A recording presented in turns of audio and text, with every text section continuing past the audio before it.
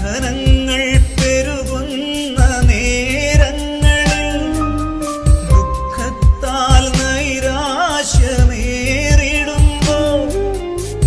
ഏകനായി വഴി തെറ്റി അലഞ്ഞിടുമ്പോൾ ആ കുരിശിന്റെ വഴി എന്നിൽ തെളിഞ്ഞിടുന്നു. ആ കുരിശിന്റെ വഴിയെ വന്നിടുന്നു.